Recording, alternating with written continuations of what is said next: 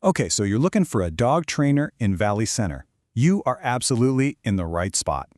We're going to walk through exactly how to find the perfect person to help you and your pup. You know, living in Valley Center is pretty special, isn't it? You've got all this amazing open space, those quiet country roads, and having a dog who can just enjoy all of that with you, calmly and confidently, that's really the dream. So, how do you actually find that trainer? The one who's going to help you and your dog get the most out of life here. First things first, let's think about what a well-behaved dog even means here in Valley Center.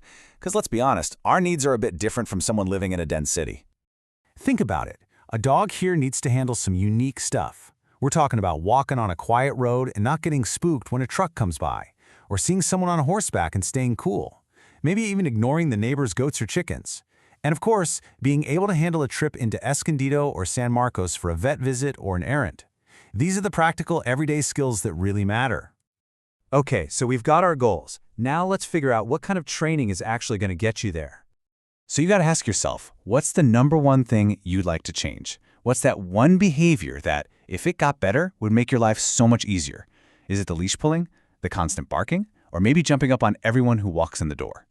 And trainers can help with all sorts of things, from that early puppy socialization and basic stuff like sit and stay, all the way to more complex issues like fearfulness or being reactive around other dogs. Knowing what you're dealing with is a huge first step in finding the right person. All right, so should you do training at your house or go to a group class? Well, in-home training is awesome for things that, happen at home, like greeting people at the door or staying off the kitchen counters. It's totally customized. But group classes, they're great for learning to focus around distractions, like other people and dogs. Honestly, a lot of people end up doing a bit of both. Okay, you've got your goals. You know if you want in-home or group classes. Now for the big part. How do you actually vet a trainer and make sure they're a true professional? This is a big one. You really want to find someone who uses what's called positive reinforcement. It's the modern, science-backed way to do things. Basically, it's all about rewarding your dog for doing the right thing instead of punishing them for doing the wrong thing. It just builds a way better, more trusting bond between you two. Here's something you might not know. Dog training isn't regulated in California. Anyone can call themselves a trainer. That's why these certifications are so helpful. You don't have to be an expert on what each one means, but if you see these letters after a trainer's name, it's a really good sign that they've put in the work and take their education seriously. So when you're on the phone with a potential trainer, have this list handy. Ask them these questions and pay special attention to how they answer number 3. A good trainer isn't going to give you some cookie-cutter plan.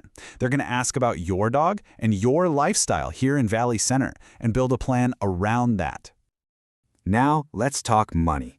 For a one-on-one private lesson, you're probably looking at something in this ballpark. And a good tip for us here in Valley Center, always ask about travel fees. Since a lot of trainers might be driving a ways to get to you, that can sometimes be an extra cost. And here's a broader look at what different packages might cost. As you can see, a group class for a few weeks is usually the most affordable way to go. On the other end, you have things like board and train, which is a much bigger financial commitment. This just helps you get a feel for where your budget might fit in. Because really, training isn't just about what happens inside your house, right? The real payoff is having a dog you can take with you anywhere and feel good about it. And we've got some great spots to practice those new skills. You could head over to the Valley Center Community Park to work on leash manners with all the families and kids around. Once you're feeling good there, maybe try the trails at Daly Ranch to practice focusing with distractions like hikers and bikes. And for some safe off-leash time, the dog park at Kit Carson is a solid choice. And speaking of being out and about, you absolutely have to know the local rules. This is the main one for all of San Diego County. Basically, unless you're in a designated dog park, your dog needs to be on a leash. Good training just makes this second nature and keeps everything safe and relaxed for everyone. And hey, just a quick friendly reminder about the other county rules. All dogs over 4 months old need to be licensed and up to date on the rabies vaccine. It's just part of being a responsible dog owner around here. When you get right down to it, this whole process is about so much more than just sit and stay. It's about having a real partner, a dog that's just easy and fun to be around, wherever you go. Imagine that feeling, being totally relaxed on a hike at Daly Ranch, not worrying when your neighbors pop over for a chat, or just having a simple, calm trip to the store. That's the payoff. That's what you're working towards. Finding that right trainer is such a great first step. So we really do wish you and your dog all the best as you get started on this journey together.